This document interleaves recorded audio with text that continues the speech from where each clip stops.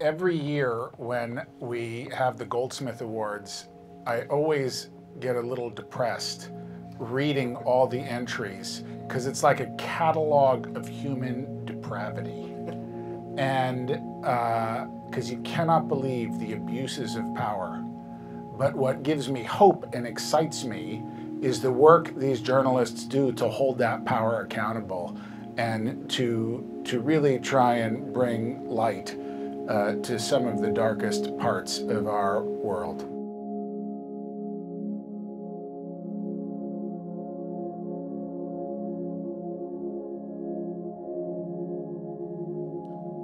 Good afternoon, ladies and gentlemen.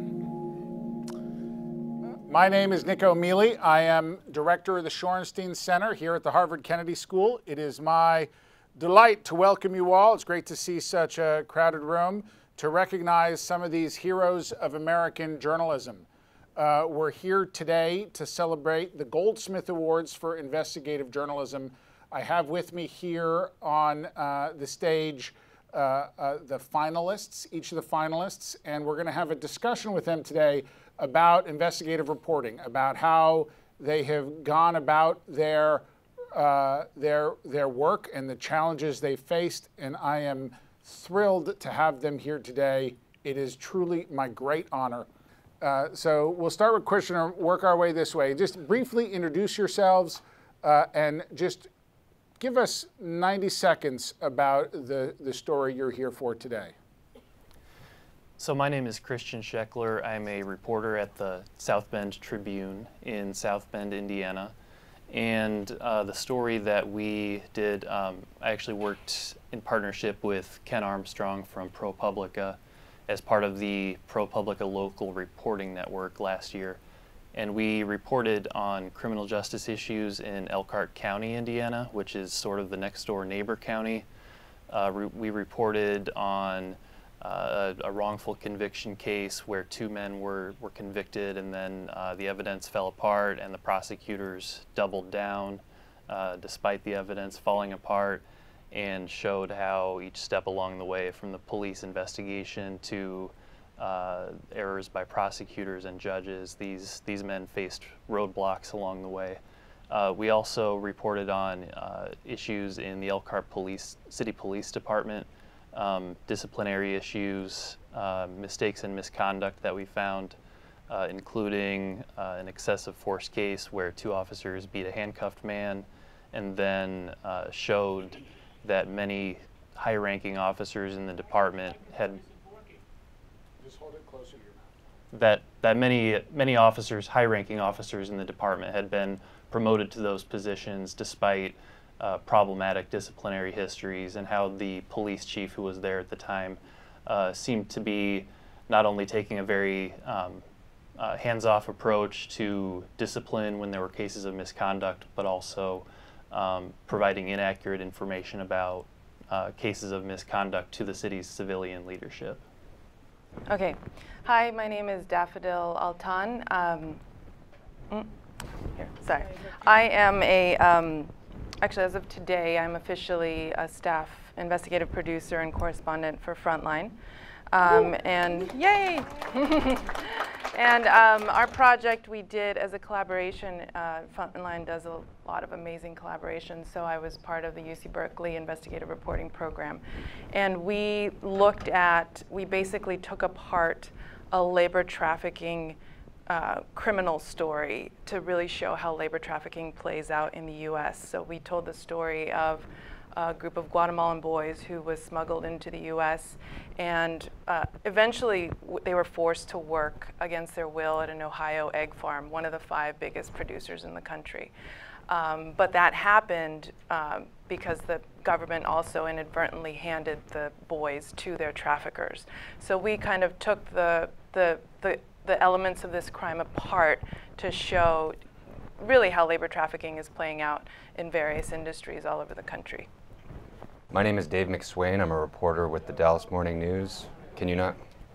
I'm a reporter with the Dallas Morning News, based in Austin, and with my reporting partner, Chavez, who's somewhere here.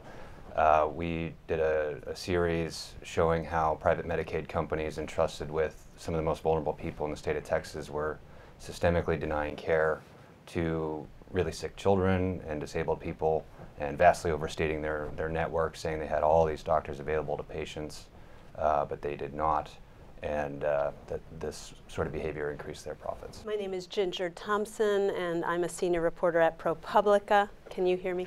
I'm part of a team of reporters. It's newsroom-wide. We wrote stories about the government zero tolerance policy, and the stories that we did ultimately triggered the end of the family separation policy. It started with an audio tape. Our coverage started with an audio tape that was recorded inside a detention facility where children were being held who had just been separated from their families.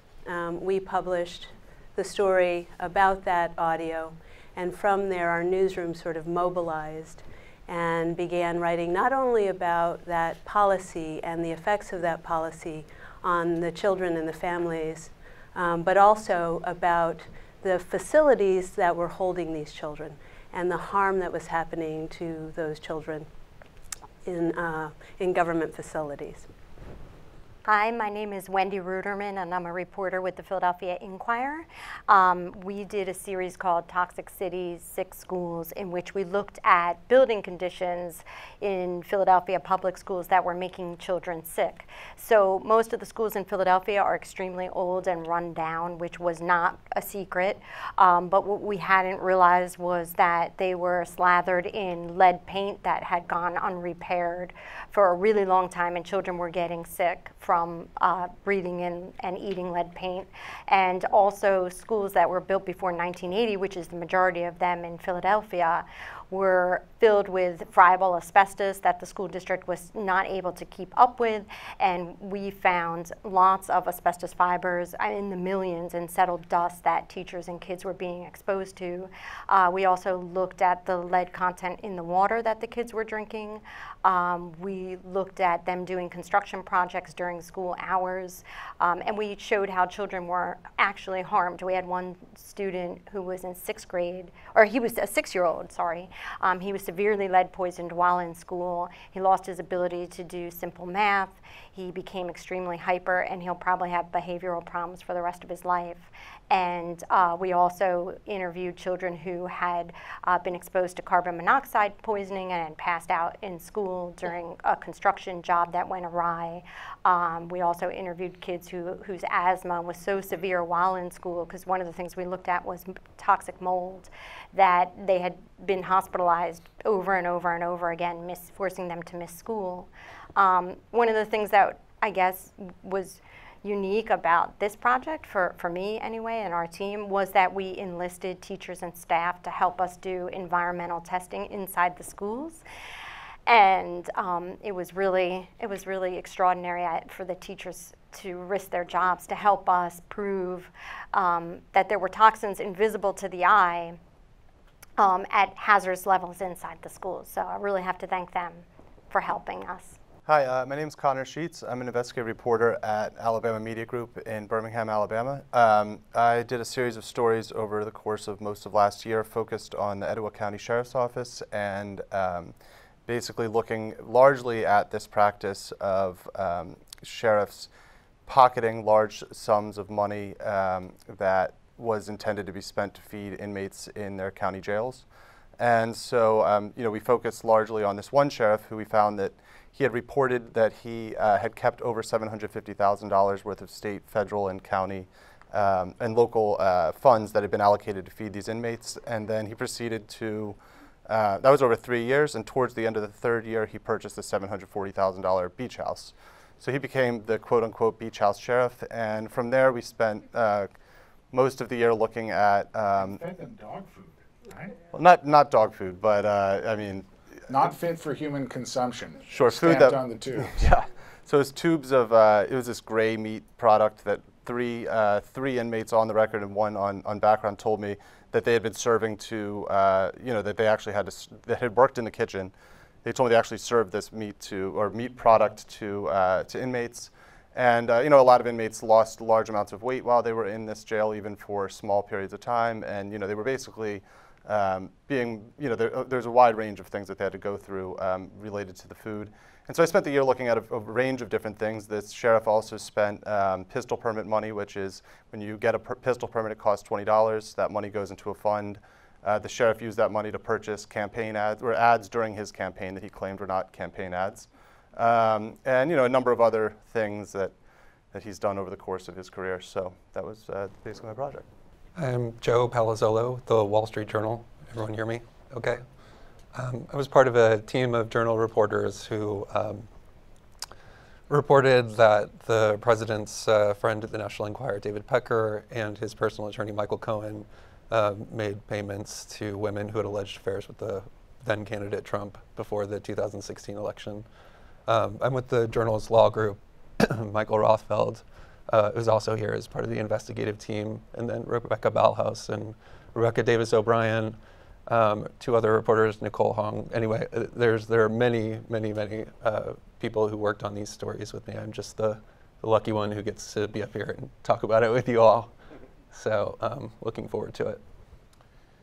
Every year when we have the Goldsmith Awards, I always get a little depressed reading all the entries, because it's like a catalog of human depravity. And because you cannot believe the abuses of power. But what gives me hope and excites me is the work these journalists do to hold that power accountable and to really try and bring light to some of the darkest parts of our world. We have here an incredible group from the very national, with the stories about Trump and hush money, and to the very local with Connor and the sheriff. We have from the very specific in South Bend to the systemic in the case of the school system and health insurance in Texas. And it's a really incredible range of journalism. I'm going to start by asking Ginger here to my right from ProPublica. You know, that audio you have really, I think it's fair to say, changed the national discussion about family separation, the detention of children, and the immigration policies this administration is pursuing. And it must have been very hard to get that audio. I can't say that it was hard to get. I think it was hard to have recorded, I have worked on the border for a long time. I have sources who I've known for decades, and when one of my sources came in touch with this audio, she was looking for a reporter. I mean, she could have gone to a bigger news organization, but I think she was nervous about what she had. She was nervous about having the person who recorded this audio get identified. And so she wanted a reporter who would walk her through the process of releasing this thing, right? And not a reporter who she thought might take it and run with it. And so she called me and she said, there's this audio tape, and it's got voices of children who were just separated. And I actually got the tape through an encrypted program on my phone when I was driving home from my mother's house with my significant other. And so the first time I heard this tape, I had put it on our car stereo. And if you've heard this tape, it's pretty chilling, right? It's just children screaming until it's like they can't breathe. They're screaming so hard for their mothers and fathers. I knew immediately that this was potentially important. We didn't know for sure that it was what I was told it was, right? So then the reporter part kicks in, you know, where you have to authenticate the tape. You have to try to get the source who called me to give me the name and identity of the person who recorded the tape so that I could verify that the tape was real and understand how the tape was recorded.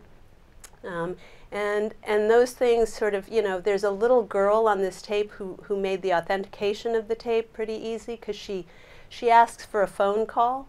She asks the Border Patrol to let her make a phone call to her aunt, and she blurts out the phone number.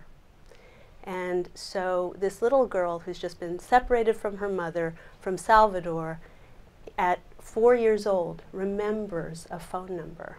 And that phone number not only, I think, allowed her to stay connected to her mother, because there was no plan to reunite that girl with her mother. There was no plan in place to reunite these families.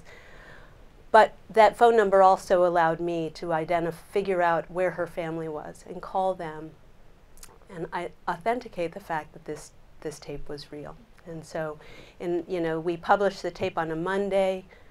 By Tuesday, it's on, you know, members of Congress are playing it on the House floor, and by Wednesday, the president is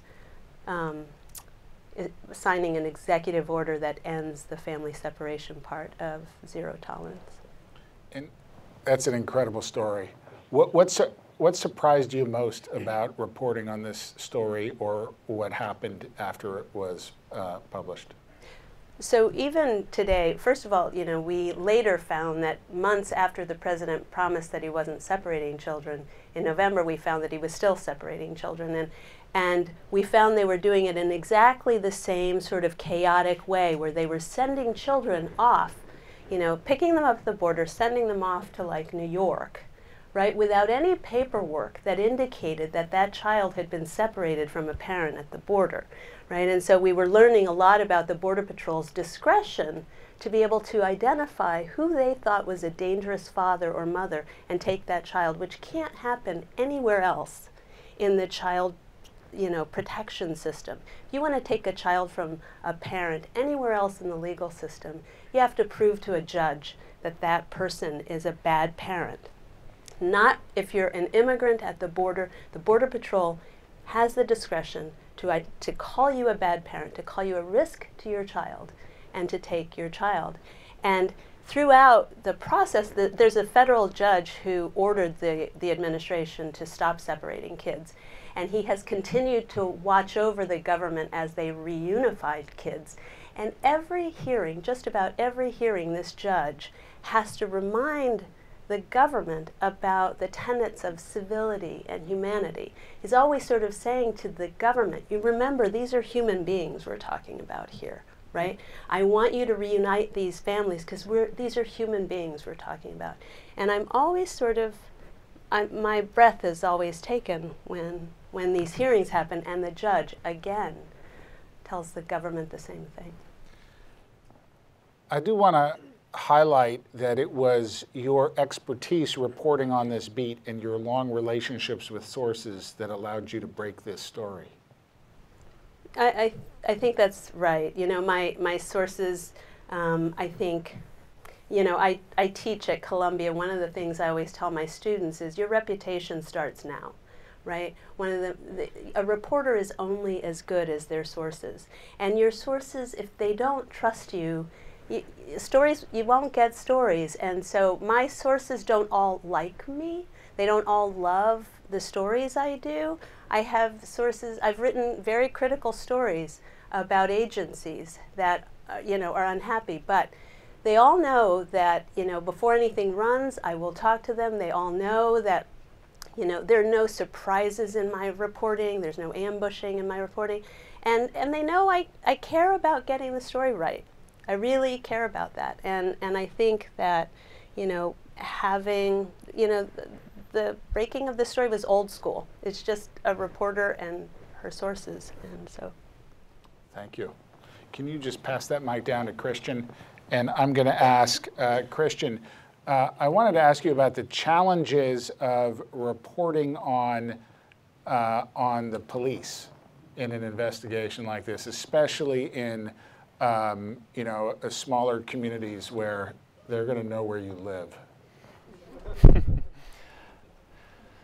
I think one of the main challenges that we faced reporting on the police was just that they didn't want to talk to us.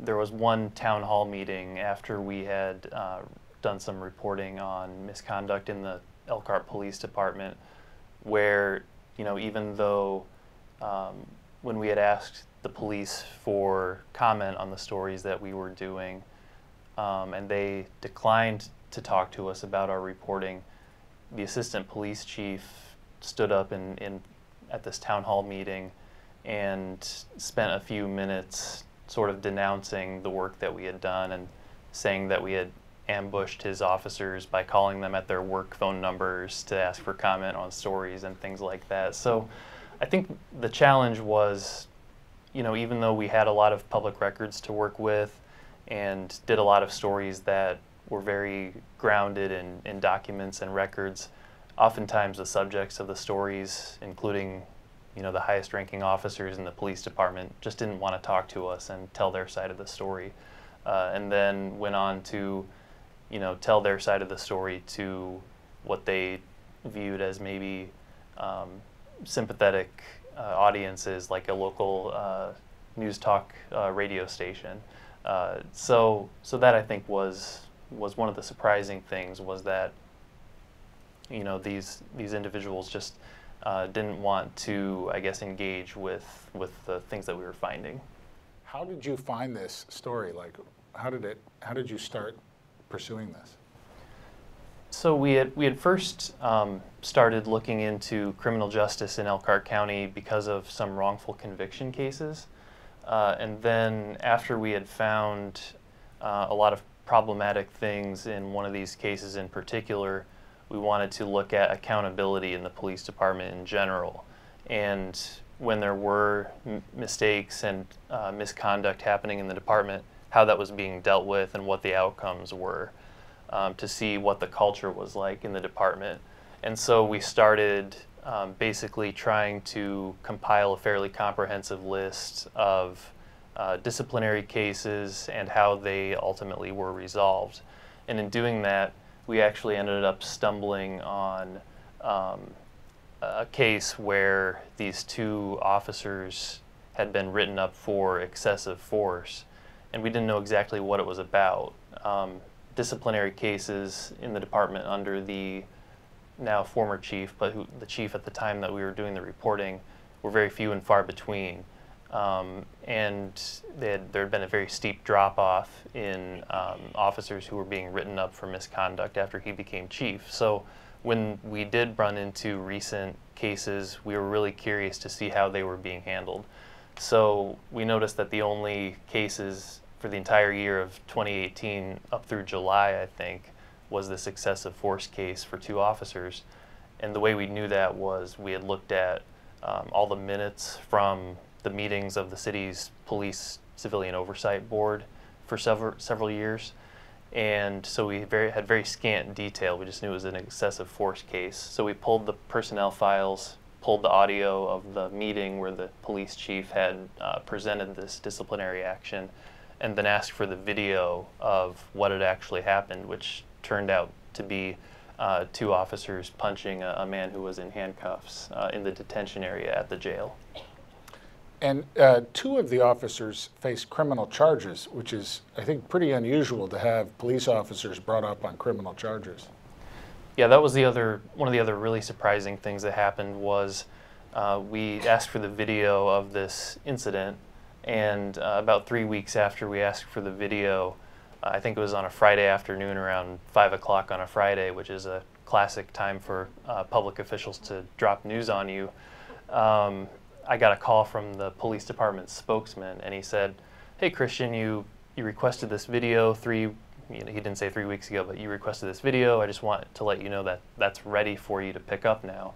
And by the way, we're going to be sending out a press release that the two officers are being charged with battery," which was a huge shock because this was 10 months after the incident had actually happened. And originally the case was dealt with a simple written reprimand for each officer. And that had the case had been closed for several months until we asked for the video. And then I'm not sure if city attorney's got to look at the video, or my understanding is the mayor hadn't seen it until we asked for it. So.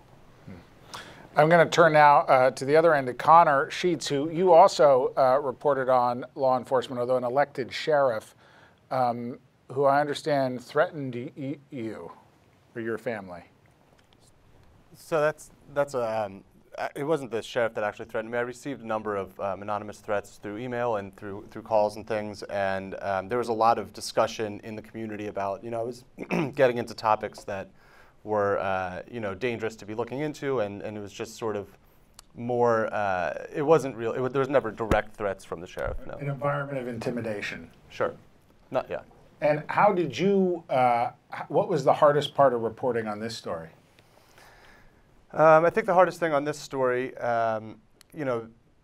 to me, was really trying to, nailing some of these things down, because a lot of what we were hearing, we'd hear a lot of rumors about things that were going on in the jail, or things that were happening with some of the, with some of the money, uses of the money that were going on with the sheriff's office. And I think for me, we really had to get a lot of documents and records and things like that. And some of that came easy and some of it didn't. And so, like the number of stories we weren't able to do is not a short list, but, so we're sort of really trying to figure out what can we actually publish. I think that might have been the hardest thing overall, I'd say. How long did it take you to report on the story? What was that process like? So, this is a series of stories, but I guess the first story about, this whole series started off with, there was a teenager who was arrested, a teenager who basically came to us with a tip saying that he had received a check from the sheriff for mowing his lawn that said jail food funds in the corner, and that, which was crazy. And so he told my editor, Challen, who's here, about that, and Challen brought it to me, and I wasn't that. Hold on, so a teenager noticed this and brought it to your editor. Right, and it was a couple years after he initially had it, so there was some news in the state about this issue of jail food funds. He put the 2 and 2 together, brought it to my editor. I didn't see the value immediately. He kind of forced me to realize it, and so that's sort of how this all came about. And so I reported on the fact that this kid was paid with this check that said jail food funds, right? And so a couple days later, he gets arrested. He's charged with drug trafficking. He had 14 grams of marijuana mixed with butter. The kid. So, according to the police report, he had 14 grams of marijuana that was mixed with a bunch of butter, which went over a kilo, apparently, which is the amount that is considered drug trafficking in Alabama. So he was hit with a charge that has the potential to be, many years in jail. Never been arrested before. So I wrote about that, and then 6 days later, they dropped all the charges except for the lowest one. So at that point, I said, okay, something's going on here. I'd like to look into the sheriff a little more and what's happening. And so from there, pretty quick order, we put together the Beach House sheriff, because it was really based on a lot of public records. And so, I don't know, a couple weeks for that one. And then from there, different stories took longer amounts of time, but yeah. And have you visited the house? Well, yeah, so I have not entered the house, but I've been past it, yeah. Yeah. What was the hardest part about reporting on this story? Well, like I was saying, I think for me it was, just being able to, I guess reporting on it would be sort of piecing all these things together to create a coherent narrative. So you get little bits of information. You have so you get a hold of the records for the pistol permit money. What is there within that, within those records, and how can you sort of flesh that out enough to become a publishable story that really has impact? And I guess also just sort of the reticence of people within law enforcement to want to talk about anything related to this. At first I was getting interviews with the sheriff and able to, he did a big press conference that attained some level of infamy. But then, as we continued reporting, it got to where, really I was on my own to sort of be able to find this stuff out on my own and really do the reporting. So, yeah. Thanks. I'm going to ask you to pass the microphone to Joe. And just, Joe, you and your team's reporting on Trump and the hush money he paid and the relationship with the National Enquirer has, I think it's fair to say, dominated the headlines over the last few months. And I wondered how you put that whole story together. What thread did you start pulling on? So it started in 2016, just a couple of weeks before the election. A few weeks, I should say. My editor, Abbie Jones, got a tip. Let's switch mics. This is a better mic. Yep. Is that better? Yes. Okay. So Abbie got a tip about there was a lawyer who was based in California, and he was going around and he was paying women money to keep quiet about alleged assignations with candidate Trump, and that's pretty much that's what we had, and so we were obviously facing pretty heavy deadline. The deadline being the presidential election. And you know, I mean, basically it was sort of parachute reporting, right? This was not a world we were familiar with. We learned who this lawyer was. He's a guy named Keith Davidson. He was on Good Morning America yesterday, if anyone happened to see it. We needed to learn about him, his clients, you know, who he would be representing in these deals. Anyway, so myself and Michael Rothfeld and others really just started dropping into a spreadsheet as many names as we could, people associated with him, throwing out calls. By the by, we figured out that the National Enquirer had entered into an agreement with a woman named Karen McDougal, former Playmate of the Year in 1998, to buy her story about an alleged affair with the president. From there, in that story we reported 4 days before the election, we mentioned that there was another woman, Stormy Daniels, who was also represented by this same lawyer, Keith Davidson. Of course, we suspected at the time that there was some similar arrangement with her, but we didn't have the reporting yet, right? So 4 days after it's published, Trump is elected, and then that was a back burner. It was something we were trying to figure out, you know, over the next year or so, right, while we're covering the new Trump administration. I'm a legal reporter. There were lots of legal issues to cover in the Trump administration in its infancy, and there still are, for that matter. So really, we just sort of pushed. We kept trying to work our sources. We were really interested in the National Enquirer because we suspected the National Enquirer, you know, who was the likely payee or payor to Stormy Daniels, but that turned out not to be the case. And eventually, we had a breakthrough towards the end of 2016, where we got some good information that the pair was a guy named Michael Cohen. And so from there, we also learned at that time that he had used. We were told that he had used a shell company to facilitate the payment. So then that sent us on sort of a mad dash to find this company, which we ultimately did, and then published the story. Talk a little bit about the role of sources and also public records in this kind of reporting. So the stories are anonymously sourced. You know, a lot of the information in these stories was anonymously sourced. These are agreements that are by their nature secret, and so we felt that was a necessary. I don't want to say evil, but it was a necessary compromise, right? But we also needed something tangible. We needed, you know, we needed to figure out where that company was. We needed to figure out the name of that company, and we needed to be able to hold something and put a link in the story to something that actually existed. And so we felt that was crucial. The initial story that was published in January, on January 12th, just basically said that Cohen had arranged this payment to Stormy Daniels. Now, at the time, we had been requesting records from various jurisdictions that have strong corporate secrecy because we had been told that there was the shell company. The name was, we were told something really obvious, like Damage Control Inc.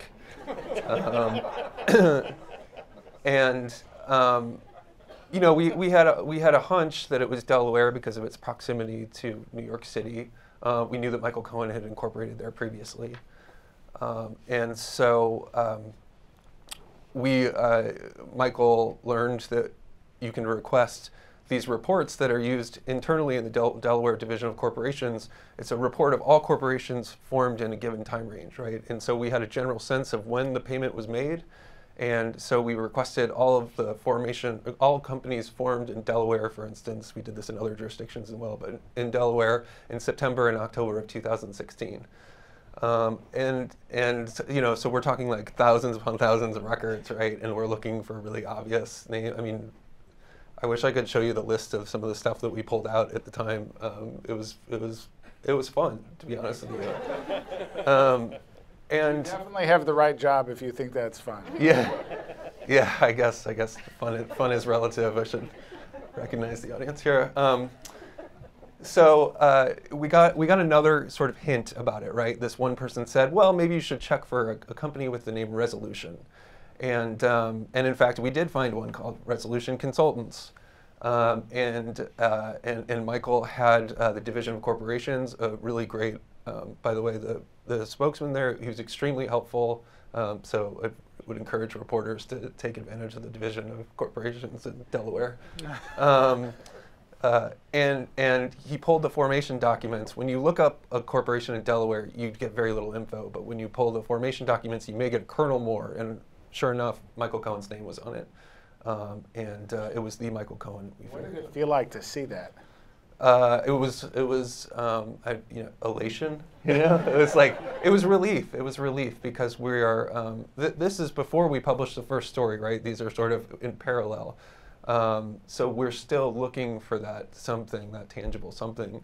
You know, we're confident in our sourcing, but to have the paper is just like another layer of comfort and relief that I hope that I'm like adequately describing with my wavering voice and facial expressions.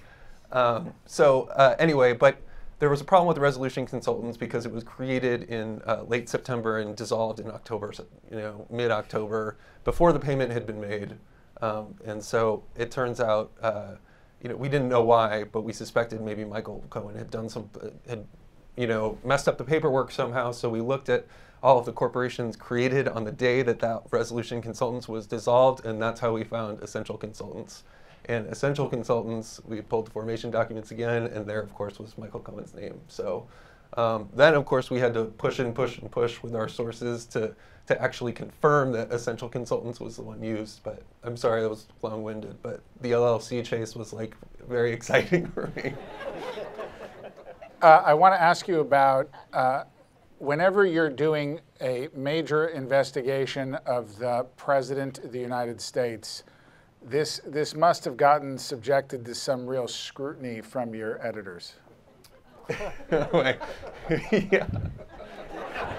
Yeah. You know, the journal process is amazing. It's like something to behold. You know, the requirements, and I appreciate it deeply. But you know, of course, if you're going to write a story that the president's personal lawyer paid a porn star, then you better be right. So yeah, it was frustrating at times, you know, because you know it was a very sort of normal push-pull between reporters and editors, where you said, you know, we have the story. They're like, yeah, but you should get this, you know, show us this, you know, and in the end, the story came out the way the story came out. So, wow. I'm going to turn now to Daffodil and a very different kind of story about human trafficking and child labor, and a really intense story. And one of the things about it is, you know, it's an immigration story happening in Ohio, outside of Cleveland, if I recall, and kind of in the America heartland. And so I wondered, how did you find this story? Where did this story come from? Is this the louder mic, or should I? This is the better mic. Okay. So this story had its genesis actually in our previous project, where we were reporting on women who were janitorial workers who were being sexually assaulted on the night shift.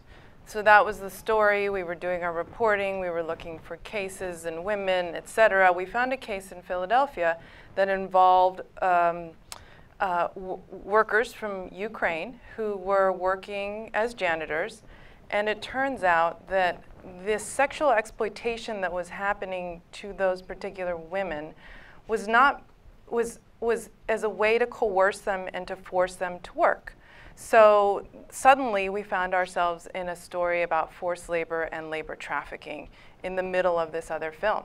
And so it was like a story that really needed to be told, but we didn't have the space or the time or the bandwidth, or frankly, the focus wasn't that for that film. But the story of these workers who were working at Walmart, at Safeway, at Target, this is a crime that, the thing that really struck us is it's a crime that's invisible because the work that the people who are being exploited are doing is legal work. So you see a gardener, you see a janitor at night, you see an elder care worker, and they may be in a situation where they're being forced and held against their will because they're being coerced psychologically, physically, sexually, and threatened. And so this particular case in Philadelphia involved all the workers from Ukraine were from one particular village, and the people who were exploiting them were a group of brothers who were from the home country. And so we had all kinds of questions around all of this. How does this work?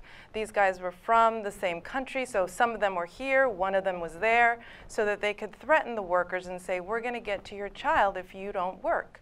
And so there was all of this going on, and all you see is a worker in a Walmart. And so we thought, we need to do something around this. We started looking around, what's been done, what kind of films have been done, what kind of reporting has been done. And it turns out, as most of you probably know, there's a lot that's been done on sex trafficking. And in some ways, that story, the work itself is often not legal, so it's almost a clearer target. And we decided, okay, there's enough on sex trafficking, we need to do labor trafficking and not what's going on internationally, because there's a lot about chocolate and all kinds of industries that have forced labor. But how is this playing out in the US? Because the US tends to point the finger at other countries and their problems with forced labor, but it's actually going on in significant numbers and ways in industries here. So we finished that film. We had a small segment on that case because it was important, and we decided, our team, obviously, as we've all mentioned, none of us do this alone. It's really complicated work, and so there were multiple people involved. So we started just kind of canvassing and saying, okay, what's the story that we're going to tell? Are we going to tell multiple labor trafficking stories? Are we going to tell one? And the problem we had is that our previous film was about sexual assault or rape, and you say that and people know what the crime is. When you say labor trafficking, it's like, what is that? What's the crime? What are you talking about? Most people, including law enforcement, including victims advocates, everyone's trying to wrap their head around how to deal with this very real crime. And so we had the initial problem of needing to deal with the crime itself, which is invisible. How do we do this visually? Which story we're going to tell? So through our sources, we started identifying different cases. And we happened upon this particular case, which had gotten some news flash attention. And it struck us because of the different elements involved. Because, in some ways, it's interesting because there are all these facets to the immigration, the child story. And so in one sense, you're dealing with children being separated in one area, and this you're dealing with children who are sent all the way from far away point A, smuggled in, but they're predestined to a work site. And so what happens, who works to get them all the way over there? We found this case and we had all these questions. How do they get from remote Guatemala, my family's from Guatemala, and how do they get all the way to Ohio? Who was involved there? So we just started out with questions, and how are we going to get the answers to these questions? This is a crime that has a lot of layers, and we figured out and we found out that the traffickers manipulated the government system, knowing that children are placed with sponsors. They had these kids all the way from Guatemala with a phone number saying, okay, this is my person that I know that you need to place me with. And so they gave these numbers, and the government overwhelmed as it says it was. Our colleague did an initial story in the Washington Post about, you know, the government placing all these children with problematic sponsors. Well, some of these sponsors are actually making the kids, you know, they're forcing them into forced labor, prostitution, they're abusing them. And so we sort of tracked this story all the way, and we decided, let's take apart the crime of this story. How do you tell that story? How do you take a big systemic, kind of complicated multi-layer issue and build a compelling narrative out of it? Yeah, we decided, let's, instead of multiple cases, let's really take one apart. But it turned out that we picked the one that was probably the most difficult one to take apart because there was still an active, ongoing investigation. So the government was still actively investigating, and we usually have some access to government sources. We did not have this access. They couldn't, because they were actively investigating, really give us anything. And so we decided, okay, we have to do this visually as well. Who are we going to get to go on camera? Well, automatically in our previous projects, we want to try to find the victims. Well, all the victims were minors, and they were sealed off. Their identities were sealed, and we weren't getting anywhere as far as, you know, who, where, and so we had to think, how are we going to find them? And a lot of this starts with just little clues. So one victim, we saw that an uncle had called the police because he'd reached out for help. So our colleague found the uncle in Florida, Abbie, VanSickle, who's here, and we found this uncle, and he told his story, and we went all the way to Guatemala to the village to find the families of the victims so that then we could find them in the US. That's how difficult they were to find. And then when we found them, they were so traumatized and afraid, and even though we made contact with them, they didn't want to, they were terrified to go on camera. So we had to start thinking, what are the elements? Who are we going to get to tell this story? And we ended up pushing on, you know, who are the insiders in this industry? What about the criminal elements? Let's write letters to those who've been arrested. And as we started putting the crime together, we actually caught up with and ended up superseding the FBI's investigation in terms of finding the various criminal elements to this crime. We got a little too close, I think, in some sense. What does that mean?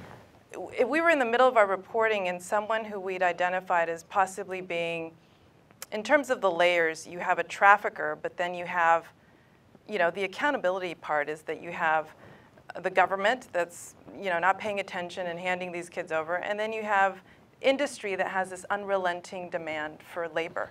And the demand is so unrelenting that they rely on all these contractors. And this is an area in labor that is totally unregulated. And so these contractors get immigrant labor, all kind, fake papers, everything, and they get kids. And so we started getting close to these various layers. We found an insider, and it turns out he was connected to the people who were involved in this case. And it turns out that pattern of abuse had gone on for years. So we found the contractors, and again, it was a band of brothers, not unlike the Ukrainian story. And so we started identifying who these brothers were and what was their connection and how did they know the trafficker in Guatemala. And one of these brothers that we'd identified as potentially being involved in this scheme also was possibly informing on his other brothers for the government. In the middle of our reporting, he died mysteriously, and I had talked to him weeks before. And when when someone told us, we looked the story up, and it was being ruled a homicide. And we felt suddenly like we were in the middle of something, asking too many questions. And these are criminal elements, so it just felt like, what are we doing, and is it worth it? And do we need to take a step back, and what does this mean for the story? And was it worth it? I think now that so we ended up tracking the other brother down, and he actually agreed to go on camera. But this is what was so surprising. We ended up not necessarily with victims on camera, but with the trafficker's mother in Guatemala, with an industry insider who had never spoken before, who talked pretty frankly about how the industry looks the other way. We ended up with the fugitive that the FBI was tracking, and they asked us, where is he? And we said, we're not telling you right now. And so we went and got that interview in Mexico. And so we ended up actually with some of the stronger criminal elements of this story, of revealing this story. And I think what it's become, a lot of the sources that were closed off to us in terms of victims advocates, attorneys, the government even, have now taken the film and they're using it in training for law enforcement, and it exists in a way that was necessary, I think, in terms of bringing the pieces of this crime together. So I think it was worth it. I mean, I hid out for a little while and took myself off social media when that happened because it was scary. Wow.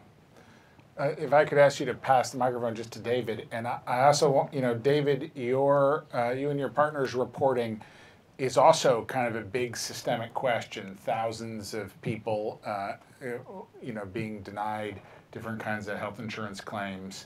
Can you talk a little bit about also how you found this story and what the challenges were on reporting on a big, sprawling institutional and policy problem? Sure. So a couple things came together. I'm based in the Austin Bureau and had covered the Texas Health Commission, which is one of the largest agencies in the country. And as legislative session was starting up, we were hearing from parents of severely disabled and sick children who'd said this new program that they were forced into called managed care was endangering their kids. They couldn't get prescriptions they needed. They were being denied equipment, things like that. And it seemed to be happening. I believe the parents, there was a lot we didn't know. And I did just one story on that to sort of, you know, prime the pump, as we say, see what falls out. And at that same time, a lobbyist who, sort of unrelated to this, had come to me and said, hey, we heard about a foster child who is now, you know, functionally brain dead in a permanent vegetative state because he couldn't get the home nursing that he needed, that his foster mother was fighting for, that his doctors and nurses had been fighting for.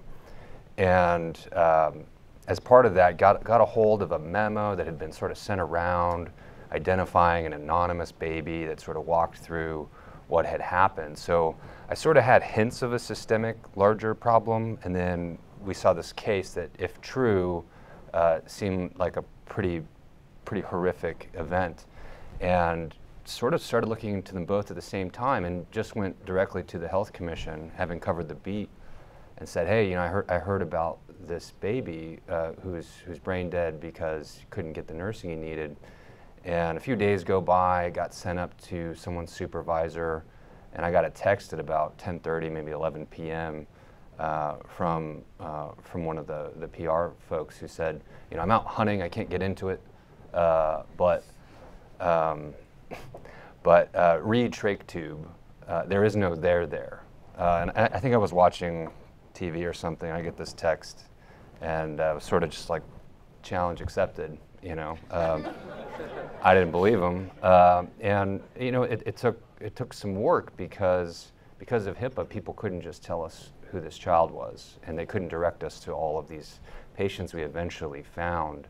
But a few weeks went by, and are you able to hear me? Sorry. A few weeks went by, and ended up in the living room with the foster mother and the foster child, talking about what had happened. And thank God she was in the process of adopting this baby. Otherwise, no one would have been able to actually, you know, provide medical records and authorize to tell the story. So as we waited for the adoption to be completed, we started finding all these other problems in other programs for adults, and found that this was happening across the board. These companies who sort of wrote their rules for themselves had made it easier to deny care, didn't have enough doctors available to patients, and it just sort of grew bigger and bigger. And towards the end of it, we realized that what had happened with this baby, Deshaun Morris, really represented, he experienced almost every single fail point we had encountered when looking at the system. So telling his story was an easy and understandable way, even for folks who don't understand Medicaid, to explain the injustice of this much larger system. And the company, Superior Health Plan, is now, if I recall, their contract with the state is up for renewal? It's being reviewed. It's being reviewed. Yeah. By the Texas State Legislature. By the Health Commission, though there are about 25 bills introduced in the legislature which is what I'm doing now, just following those. And can you talk about what it's like to see this reporting generate additional accountability? Well, that's the best feeling in the world. I mean, that's why we do it. So after the series published, the initial 5 parts published, the Health Commission freed up about $7 million to hire about 100 new regulators, which includes nurses who physically visited patients in their homes, which are really sort of our eyes and ears on this program that we know little about because it's, again, it's these subcontractors. And that was an immediate sort of gratifying feeling to know that these patients are going to be checked on. So I'm going to, before I get to Wendy, I'm going to ask all the journalists on this panel. Sometimes the most interesting questions come when you ask each other questions. And so I'm going to ask Wendy a few questions. Then I want to see if any of you want to ask anybody else on the panel a question. And then we'll open it up to the audience. So everybody get their questions ready. So Wendy,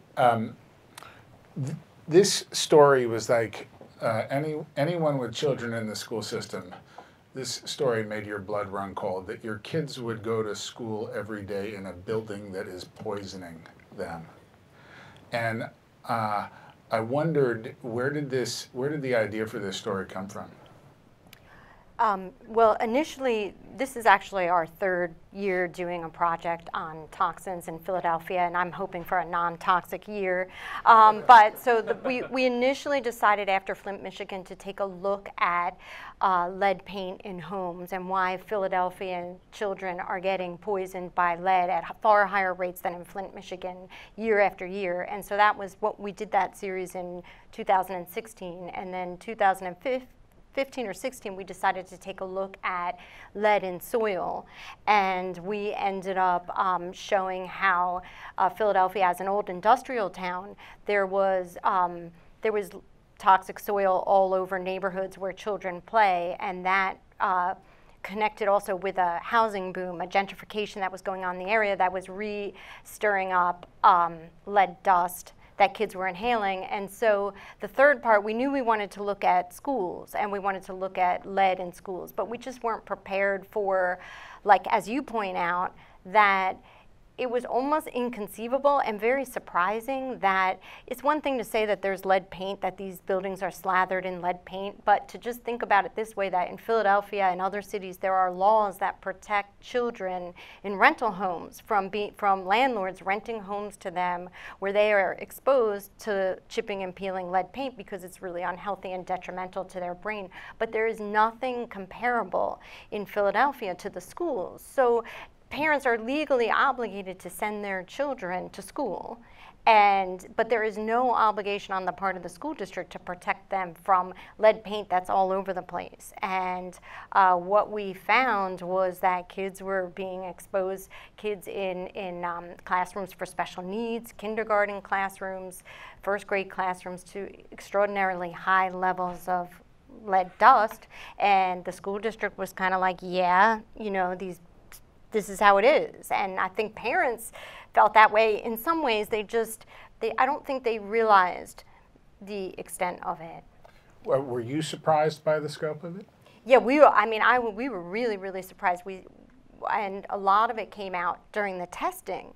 So we started testing for lead dust on surfaces, and we asked teachers to help us do the testing, and they would come back, the scores would come back really high, way higher than hazard levels required, limits that the federal government has for what's allowable on floors in rental properties. So that was number one. Then we decided, well, let's test for asbestos fibers. And we were stunned, really stunned, to find millions of asbestos fibers lurking in settled dust in these schools. And just to give you an idea, the EPA, when the World Trade Center came down, they used dust wipe samples to figure out whether or not apartments nearby in the financial district were contaminated by cancer-causing fibers. And their limit, their action level for cleanup was 5,000 asbestos fibers. And we were routinely finding 1 million fibers, 1.2 million fibers, 10 million asbestos fibers. there was asbestos fibers all over these schools, and you know, it just honestly, it was incredibly alarming and surprising. What was the hardest part about reporting the story? It was definitely enlisting the people to help us do the testing, the staffers, the teachers, the nurses. I am not a crier. Like, I think I'm pretty tough, but I had moments where I just felt like crying, because for every, like, we approached hundreds of teachers, and we tried to get people to, hey, you know, do you want to get down on your hands and knees and test for like cancer-causing asbestos fibers in your classroom, like, and risk your job doing it possibly. And so we got, for every 100 people we asked, you know, out of 100 no's, we would get like 1 yes, and then we would deliver the kits to them and train them how to do the testing, and then they would go dark on us, and it was an incredibly frustrating, daunting experience. It was definitely the most difficult part. But you did it. Yeah. And, you know, like some of the other stories here, this is also a kind of a big systemic story. How did you end up telling that story? It was really, really difficult to organize it, because we were sort of, once we started digging, first we started with the lead paint, and then we were like, let's look at lead and water, and then let's look at asbestos fibers, and let's look at molds and asthma triggers. And then at one point we kind of got crazy, and I was like, let's test for silica dust for when they're doing construction on, you know, brick pointing on these old buildings. And but then organizing it was really difficult, and my editor, Jim Neff, who's here today, he does this thing called whiteboarding, and we had all these stickies all over the place, and we probably make the Post-it company, Post-it note company rich, but we had all these Post-its, and we would like move them all around and try to organize it. We'd shift one thing over here, and it was really difficult to organize it, and Jim Neff really helped with that. Wow. Amazing. Let me see. Does anybody, any of these journalists want to ask anybody else a question about their reporting? Yeah. This is a question for you, Joe. First of all, can I get that Delaware official's number? No, I'm just kidding. But no, in all seriousness, so the LLCs, once you had the LLCs' names, how did you go from there to, and you know that obviously you know Cohen is connected to them. How did you go from there to being able to say, you know, being able to tie that directly, just because he has an LLC? I mean, how could you go from there to the rest of the reporting? Was it based on interviews, or was there any other steps that you took? Yeah, so we had multiple sources. Can you? Okay, hold on one sec. All right, I'm back. So we once we got essential consultants, we went back to the sources who had sort of given us the tip about these, the LLC being a vehicle or a conduit in the first place, and we pressed them. We found others. Once we had that, and we felt, you know, pretty confident based on when it was created. I mean, a lot of things lined up, right? There were a lot of circumstances, or there was a lot of circumstantial evidence that this was what was used. So then, once you have that. The other great thing about having the document is then you can take that back to your source and be like, looky here, you know, and press them and press them and press them until you can, you know, wheedle as much info as you can out of them and hopefully get them to confirm. So it wasn't until we felt absolutely confident, based on multiple sources, confirming that that was in fact the LLC that was used, that we decided to run with it. Got it. Thank you. In that case, I'll open it up to the audience. We'll love to hear any of your questions. You can direct it to the whole panel or to individuals on the panel. I'm going to start back. Yep. Irv. This question is primarily to Joe, but to any of them. What changed in the water that you folks are drinking vis-a-vis the time of Roosevelt and Kennedy, where the press wouldn't report? So I guess you're asking about a historical question about the attitudes towards to covering presidents and presidential candidates. Well, without being too expansive here, I mean, I would say that people have said before that Bill Clinton was our first tabloid president, right? But in this case, for us, this wasn't about a peccadillo. It wasn't about sex at all. It was about hush money. It was about a cover-up that was made on the eve of the election. They were actively trying to conceal this information from voters because they thought it would be harmful, right? They were making a judgment that this was going to be bad for their campaign. If they're making a judgment that it's going to be bad for the campaign, then we have an obligation to make sure that people know that this happened. And so I certainly can't dispute that that the sex lives of politicians has become more of an interest, but I just want to emphasize that that certainly was not our interest in this story, and it is not our interest in this story to this day. I think over here first. Yep. Yep. So some of what you all do seems like it's pretty scary, going up against powerful people who don't want you poking your noses into what they're doing. And there's been a little bit of discussion about it, but I'd like to know more about how you handle that, how you personally deal with what seem like threats, and how you get up every morning and say, okay, let's go do this again. So the question is about how do you hold power accountable, especially when it's hard, when you're threatened or stonewalled or otherwise, yeah. But the personal feeling of being in danger, and how do you deal with that? Yourselves, how do you deal with that, and where do you find hope and resilience in this reporting? I mean, Ginger, I can't imagine reporting on child separation. The child separation part of the story isn't particularly dangerous, and I think what you're talking about is danger. I mean, I have worked on the border for a long time. I've worked in northern Mexico for a long time. I've written about the drug trade, and I've written about drug trafficking organizations, and those stories, were a bit, more dangerous. So I don't want it to sound like this kind of reporting. Certainly the government wasn't interested in having the child separation told in the way that we told it. Their narrative was this was a border security story, and this was about deterring people from coming. The voices that were left out until I think our stories were published were the voices of the children. But, I'll take a stab at this, but I think this is more of a question for you all. I mean, I think that what, reporters do in situations like the ones I've had is to do a lot of homework ahead before you go into a place. So you understand what you're, the places you're going into, the people you're going to possibly be dealing with. And so, it's not like we're cowboys. We take very calculated chances going in as safe as we can and doing the kind of homework we need to kind of figure out how we can keep ourselves safe, and more than that oftentimes is how we can keep the people who are talking to us safe.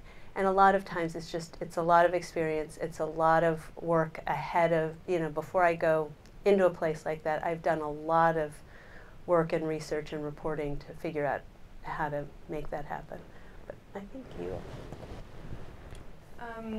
I think one of the things that struck me about, and I think I'm on the road a lot with my co-producer Andrés, Cediel, and when you go out into Middle America, once you go past sort of the warm, fuzzy parts of Middle America and you go deeper in and you start asking questions, we were warned by sources when we were in these small towns that we were, to be careful, you might be being watched, there's a lot of secrecy in these towns that are predominantly, they're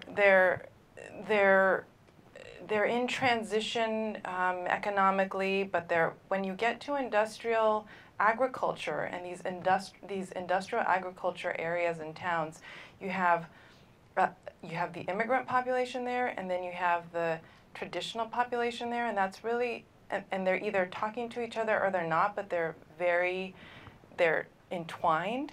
And so when you go in there and you start asking questions, we were stopped by the police when we were around an egg farm in Ohio, but like Ginger said, we'd done our homework. We were with the industry insider who was taking us to the plant that used to house 180,000 chickens that he owned. But the new owners, which was the company we were looking into that had these enslaved children working on their property, they knew that they were on to us, so they sent the police out. We knew we were on a public road. We'd done all our homework. We knew how far, where the drone could fly, where it could shoot, what lines we were and weren't crossing, because when the police came, it was almost, there was nothing. They didn't have anything on us because we were within all of our boundaries reporting-wise, and we triple-checked that the person we were with and the property we were on, that he owned that through all the records that we pulled. So, you know, that feeling of being watched because you're asking questions in the heartland is really eerie. And there were times we decided, Andrés and I, that we weren't going to stay in the small town anymore. We actually would go in and then we'd drive like an hour out just to stay somewhere else because it felt like we were being watched.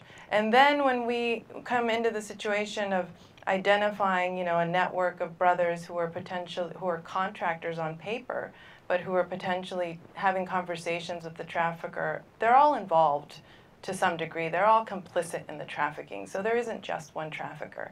Everyone has everyone is touching the crime. Everyone has a place in the crime, and that's one of the questions we were asking: is the accountability of, you know, how do you hold these companies accountable when there isn't a legal way to do so, or there just hasn't been the push to do that legally.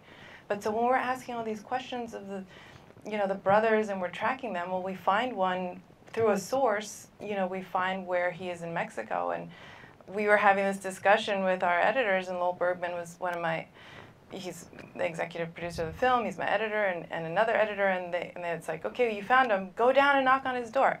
Go down and do it, was one editor. Another editor was saying, hold on, no. And we instinctually were saying, no. My family's from Guatemala. Andrés's family is Colombian. Like, you have a sense that, like, you don't just drop in and knock on someone's door in places where you're being watched even more aggressively than here. And so we did actually a lot of reporting around his home, basically. What was the neighborhood? We talked to local reporters there. We wrote a memo. We got assessments. We talked to security people. We sent a reporter down there who went in for a couple of hours and back out just to kind of, we just kind of walked around and asked questions not even related, but very vaguely related to this fugitive. And they already knew his name, he was already being watched, and we got him out of there as soon as possible. But, you know, we had to do this assessment, and we decided, no, we can't just go knock on his door, actually. It's not safe to do that. And I think internally, as a reporter, you have to know what your boundaries are. You know, I'm not a war reporter, because I have a family, and I don't know that I'm willing to risk my life in that way. And so you have to ask yourself at various points, what am I willing to risk? What are the risks here, and what are we willing to do? And so when we negotiated the interview with the fugitive, we actually, based on security advice that we got, we decided what the location was going to be. We picked the hotel. It was in Mexico City, not in Guadalajara where he was. He came there. And so we were able to actually make it a very secure interview. But, you know, there are various points where you're kind of asking yourself, am I safe? Is this worth it? And how far am I willing to go for the story? It's stressful. Yeah, I would say, for us, you know, so I did not actually live in the county where the sheriff that I was writing about is based, so that on some level provided some added sense of security, because obviously, you know, he didn't have the jurisdiction to really do anything at my home. But I think, you know, a lot of things we would do, like before I would go out there to interview someone or to pick up documents or whatever, we would always let a certain number of people know, like, you know, let my editor know. If you get a phone call, or if you don't get a phone call from me, you know, maybe I'm been arrested. It never ended up happening. But, and then also, you know, basic things like making sure you have no taillights out and things like that, and driving 25 miles per hour on a road where everyone drives 50, even though because of the speed limit and stuff like that. And, but also, you know, at one point, I did a story about allegations with a woman on the record who, you know, alleged that she had been had sex with the sheriff when she was a minor, and back in the 90s. And, you know, that story was particularly personal, and you know, the level of types of sort of threats that I was hearing and stuff ramped up around that time period. So we actually, my family, we moved out of the place where, you know, out of Birmingham for a short period of time, just stayed with some friends and family and that type of thing. And so, so I think you have to take those things into account, but then at the same time, I think as journalists, you know, there's going to be some inherent risk, and I think you just have to, like they were saying, there's a lot of measuring that goes into it. In something like rural Alabama, where there's certain things that you have to do, like if I have to go pick up documents at the sheriff's office, I don't know that there's any level of research that can be done to mitigate any risks. It's sort of, if someone chooses to pull me over and arrest me and throw drugs in the back of the car, you know, I mean, they can do that. So, I mean, at some level, you just have to take those risks, but I think that, you know, the type of reporting we're doing is risky in some ways, but I think there's a lot of people around the world who are doing much riskier reporting. So on some level, I guess that's a sense of comfort in some sense, or I don't know. Thank you. Quite a few questions, so I'm going to ask we keep it brief. At the microphone here, and then we'll go to Maria. Yeah, going back to the journal story again, you used anonymous sources, but we know now, of course, that Michael Cohen is a perjurer. Keith Davidson recently said that he knows of nothing that would directly implicate the president in the hush money payments. Stormy Daniels has had a couple of lawsuits against the president dismissed, and she had to pay the court costs. So I'm wondering what the purport of your story was. Are you trying by innuendo to link the president to this hush money payment, or do you have more hard evidence that he was directly involved in some sort of illegal behavior, or are you just leaving it ambiguous like this? I think the main principle here is the president and his direct connection with this, and that's not really being addressed. Yeah, I mean, I would encourage you to read the story that we published in November, in which we described in detail how Donald Trump was central to both of these payments. He directed them personally, and also the U.S. Attorney's Office for the Southern District of New York in Manhattan has also stated unequivocally that President Trump directed these payments. So, I mean, I feel like they're a pretty strong authority. I feel like our reporting has been very strong on this. Yeah, I mean, I think that, yes, our reporting has shown very strongly that the president is implicated in 2 federal crimes. Maria? Ginger Thompson, hey. Hi. So Maria Hinojosa, just wondering, kind of the context of immigration. We've been covering it for a long time, and suddenly now everybody's talking about it. So, and the fact that it didn't just start with Donald Trump, obviously.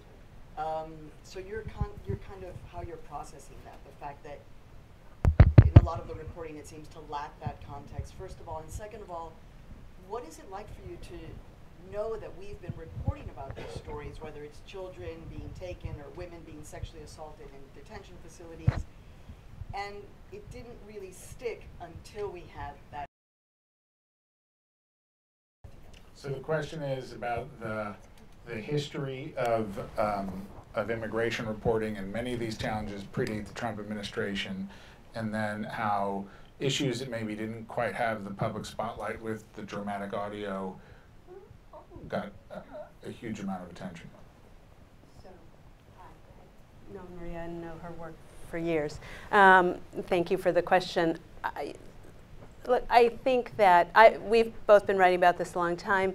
My last story at the New York Times was about the Obama administration and its deportation policies. Obama at that time had deported historic numbers of people from this country, and was, you know, being widely criticized by the advocacy community for that. So it's true that, you know, back in those days there weren't many people who were covering immigration. It was, I think that reporters still take a lot of their cues about coverage from Washington, from the White House in particular. And when Donald Trump makes it the center piece of his agenda, then I think news organizations tend to move in that direction as well. And so we are seeing, and I'm very happy to see so many very, you know, aggressive, you know, reporters who do both narrative journalism and investigative journalism, dedicating their attention to this, for better and worse sometimes, right?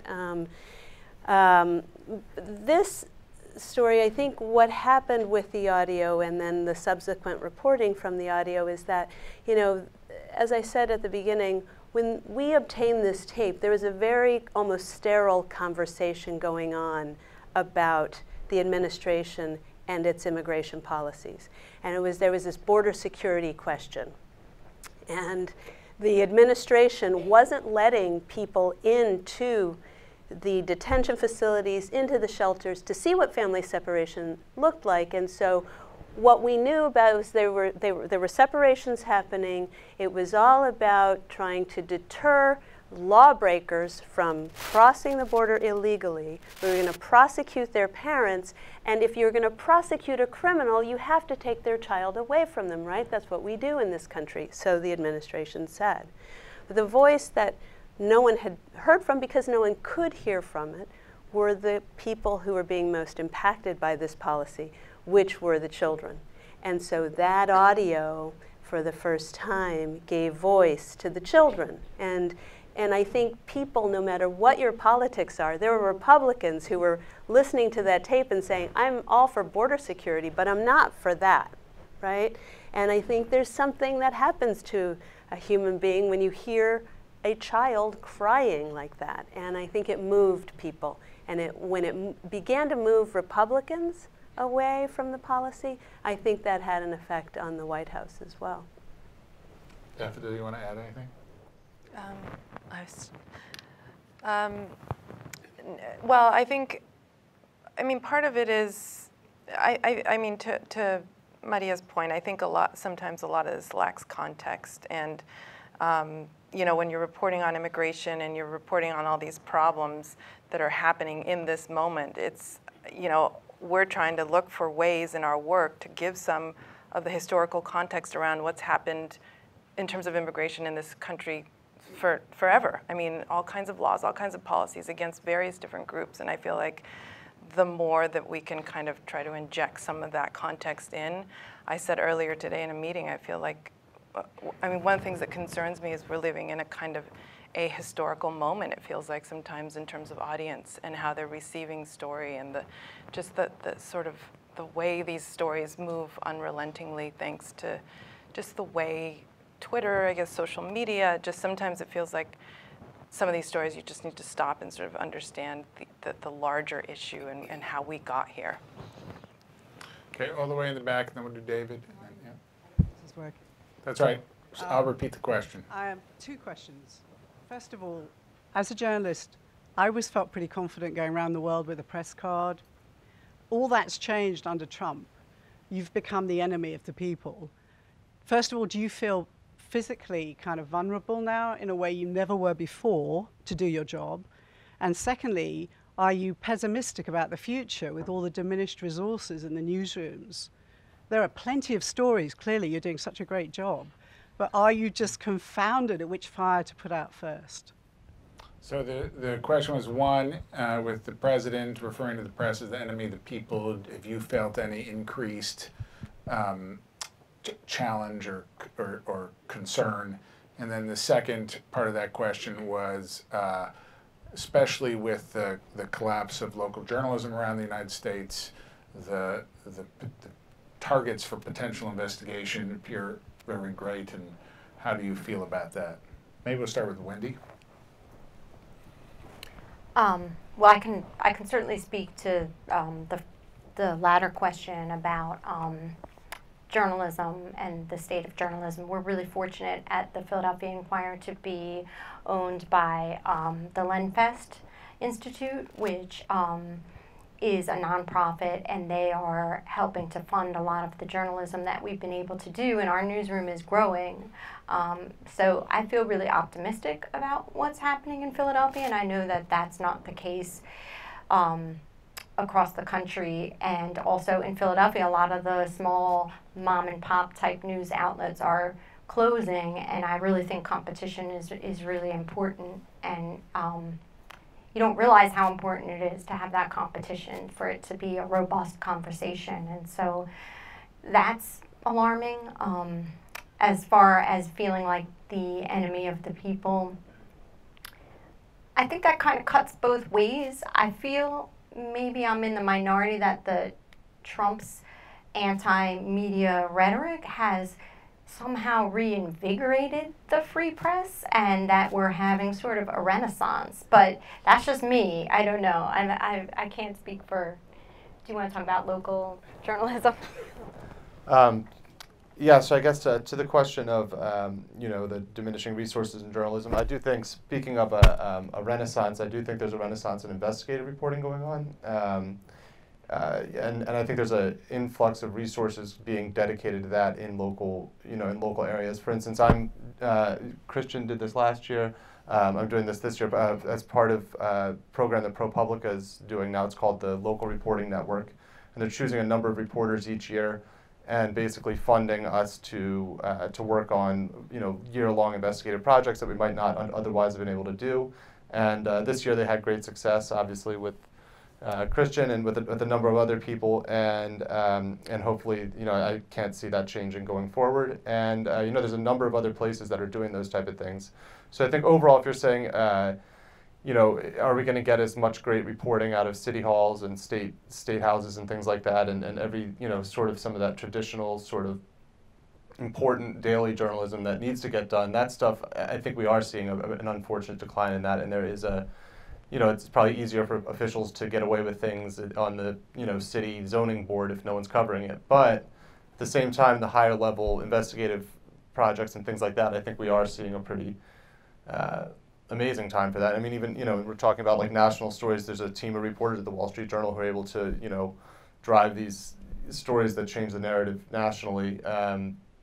You know, and that some of these stories that are being done are being followed up by the special prosecutor and stuff like that. So, I mean, I think that's sort of, I think it's a mix. Yeah, I can't, you know, speaking to the enemies of the people thing, I've noticed on the local level, at least in my state, an outpouring of support for the work we do. And that is regardless of political party for the most part. And, you know, we worked really hard to, you know, Medicaid's kind of a controversial issue along partisan lines, but we worked really hard to just cut past that, and I think that's helped. But there's support in the community that I don't think is being seen at the national level. But I do work at a regional newspaper, and we had layoffs this year, and that's of course extremely concerning. A colleague of mine, I think he put it better than I could, that journalism is a noble profession, but this is an ignoble business.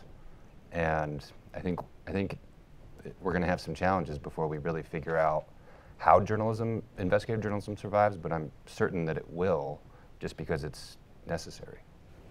David? I'll top that. First of all of you have such inspiring stories, and for those who feel the role of journalism is to hold power to account, we applaud you, but also your editors for giving you the encouragement to kind of go along with a very demanding piece. So thank you for inspiring everyone here, and certainly that's watching. But there's no question there's a lot of issues around the future of journalism, national and local. And I'm curious, what advice would you give your 23-year-old niece or nephew who comes to you and says they want to be a journalist? They could work for Apple News, or they could work for an important local news organization. What do you tell the next generation of journalists given the world that exists today?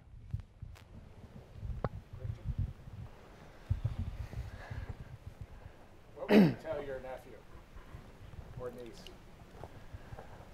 I haven't built that much advice up over the 8 years that I've been doing this compared to some of my colleagues here, but I don't regret, you know, doing what I'm doing, and you don't get rich doing it, and there's stress that goes along with it, and I don't know exactly what, you know, the future is going to be for local papers like mine. We just got purchased by Gatehouse Media recently, which, you know, has been buying a lot of newspapers around the country, and you know, some people are a little nervous about what that's going to mean. I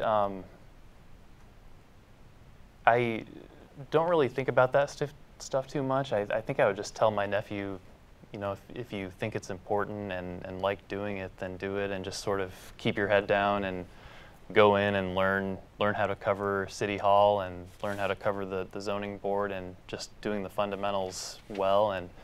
And I know that's been good for me. And I'm sorry, I don't feel like that's very profound. But Ginger, anybody else?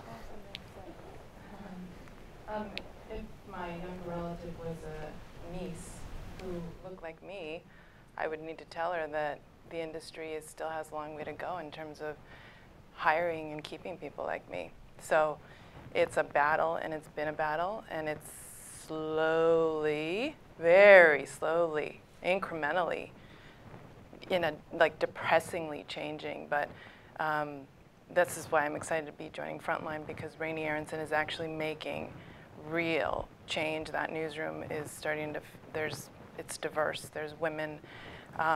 It's not the Frontline of 15, 20 years ago. So that is significant, and it's real. And I work with students at the Graduate School of Journalism. The students of color come to me, they ask me, and it has to change. And it's invigorating to see, Matt Thompson is now in charge of where I used to work, the Center for Investigative Reporting.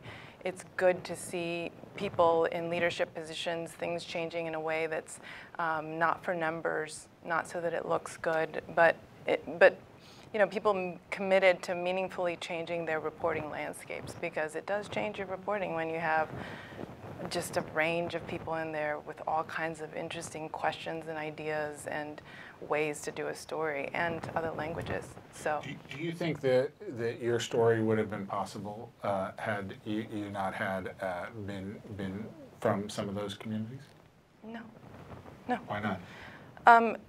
I think the access, and I shouldn't, this is unfair also but I think some of the access we were able to get in terms of getting deep into Guatemala, or the conversations I was able to have over email with one of the convicted traffickers, and the nuance, and a lot of the reporting we had to do on the ground, speaking of local reporting, we would look for local reporters to hire in the Midwest, and we couldn't find Spanish speakers. The local newsrooms didn't have Spanish speakers.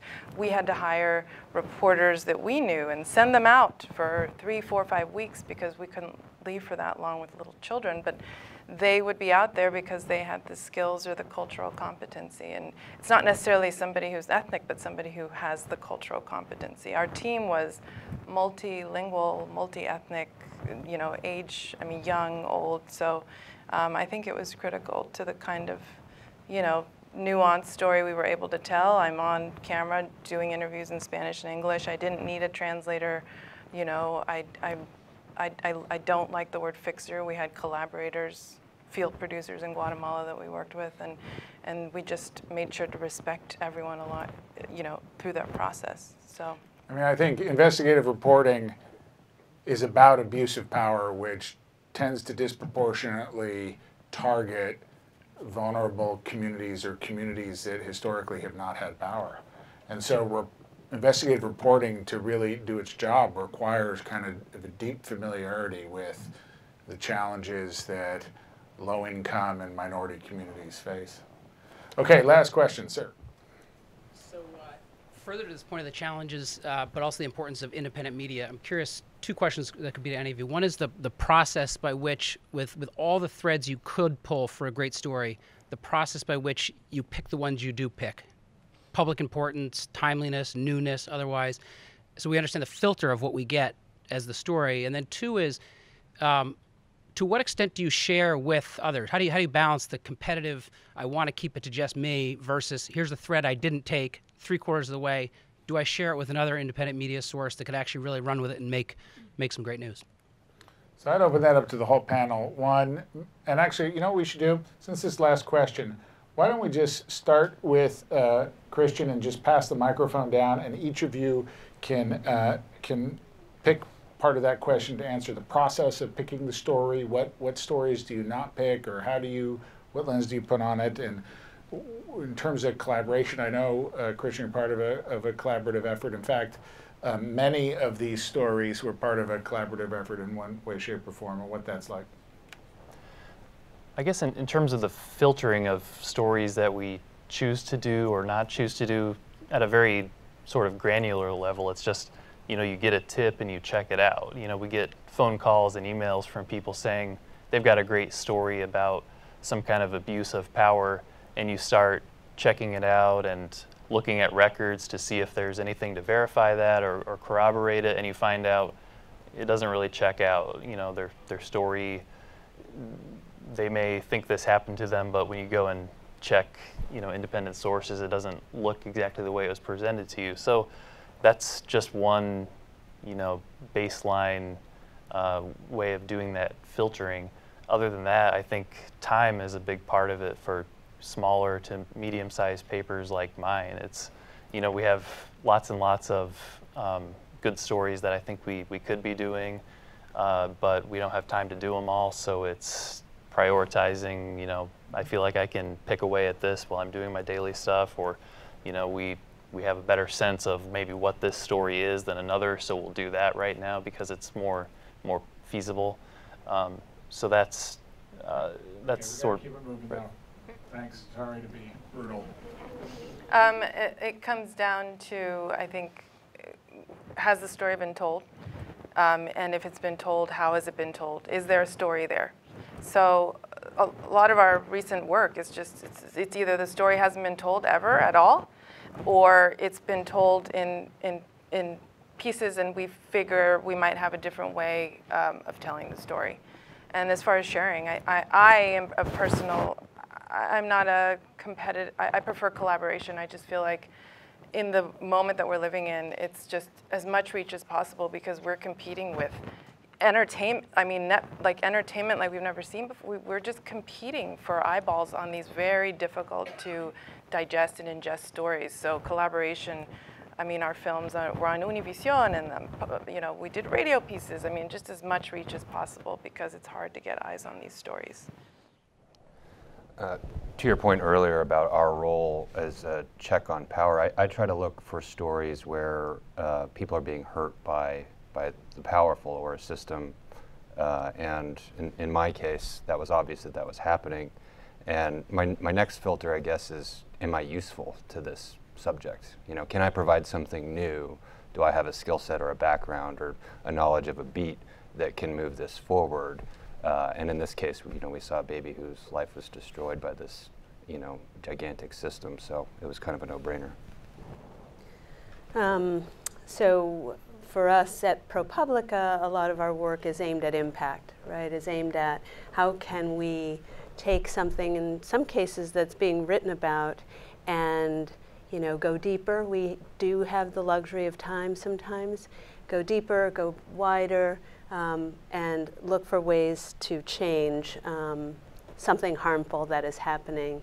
In terms of collaboration, that is sort of also another defining feature of ProPublica. My reporting partner, Michael Grabell, is here.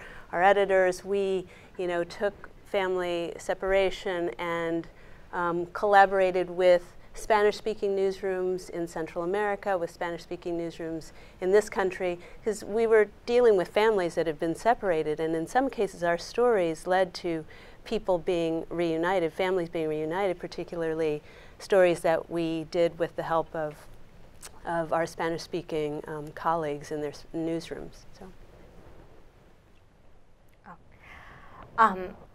Well, for us, the reporting on school buildings and the conditions of them is probably the least sexy story on the history of the planet. And for us, we really wanted to take it on in a way. How do we make this resonate with people? A lot of the kids in Philadelphia, they don't know what a good school is supposed to look like, or they're just not aware of what school should be. And so how do we elevate this into the public consciousness and get people, change the debate around it and get people talking about it? And also, we wanted a story, our story, to have, to energize people in a way that wouldn't drive people out of the Philadelphia school system. And that was really a challenge. But, you know, this was the first story that I've ever done where we said, let's do a story on toxins in schools, and it came sort of from the top down. Usually it's much more organic, and one of the good, I don't have the biggest brain in the room, but like all journalists, I know a good story when I hear it. I think everybody in this room recognizes that, and lucky that way. It's really great. So. Yeah, I would agree with a lot of what we've already mentioned about obviously trying to find stories that will have impact and stories that we have something to contribute. But I also think sometimes there are stories that we find that, you know, we're just never going to be able to get over the line. And so, like, I'm sure there's any of us have a number of stories on, like, the scrap room floor, or whatever the term is, where, you know, we did as much as we could with it, and it's never going to be able to be published. We don't have enough information. So I think there's a lot of stories that people would like to be doing that are just very difficult stories, and a lot of this is, you know, a lot of people on this all the people on this panel pulled off stories that were very, you know, very difficult to really bring about in that way. And so I think also just being aware of the realities of reporting it and how much resources it's going to take and how many resources we have, and are we going to be able to make it happen? That's also another thing that sometimes is not understood. Yeah, I also would agree with everything that's been said. I would only add that the threshold question is always, does this matter to our audience? Do our readers care? And, you know, once we've satisfied that, then we can sort of take the next step and see if, and then of course, you know, we've already mentioned impact, but of course we're always going for the largest impact that we can possibly have. And then the question about coordination or collaboration between I can't speak too much to that. I could say that the Wall Street Journal just produced a documentary with Frontline, which it's amazing if you haven't seen it, about a child predator on an Indian reservation. And I think that insofar as partnering with groups, you have a force multiplier and you have another medium or new mediums and new ways of telling stories, then I certainly hope that trend continues. But people on this panel, obviously there are organizations who are extremely adept at melding with other organizations and producing great journalism. And so I'm really sort of thrilled that that's a trend in the industry. Okay, folks, that was really incredible. Hold on. I hope to see you in about 45 minutes in the forum, 6 p.m. We're going to recognize the incredible work of these folks. I wish we could give all of them the big prize, but they all get some money. Everybody, all the finalists get some money. So I hope to see you at 6 p.m. But please, I think sometimes the work of being a reporter is lost in tracking down, you know, papers and finding sources and asking 100 teachers if any of them would do a test. This is hard work, and can you just join me in giving these reporters an incredible round of applause?